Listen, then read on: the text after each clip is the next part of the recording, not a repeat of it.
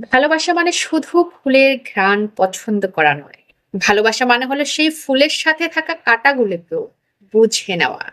কারণ প্রতিটা কাঁটা শুধু ব্যথা দেওয়ার জন্য থাকে না। কিছু কাঁটা হয় বাউন্ডারি, কিছু কাঁটা হয় প্রোটেকশন, আর কিছু কাঁটা শুধু এটা মনে করিয়ে দেয় যে প্রতিটা সুন্দর জিনিসকে যত্ন করে ধরে রাখতে হয়। রিয়েল লাইফেও যখন আমরা কাউকে ভালোবাসি, তখন শুধু তার ভালো দিকগুলোই আমাদের টানে না। তার ইনসিকিউরিটি, তার খারাপ সময়, তার মুড সুইং, তার অতীত, নীরবতা, এই সবই হলো সেই ফুলের কাঁটা যেগুলো আমরা অনেক সময় বুঝি না বা বুঝতে পারি না। কিন্তু যে মানুষটা সত্যি ভালোবাসে, সে ফুলের কাঁটা দেখে পিছে যায় না কখন। সে বুঝে অল্প একটু ব্যথা সব সময় কেয়ারের অংশ হতে পারে।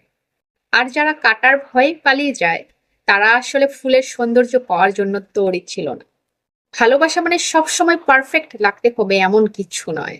ভালোবাসা মানে হলো যখন কিছু জিনিস একটু ব্যথা দেয়, তখনও ধৈর্য রাখা।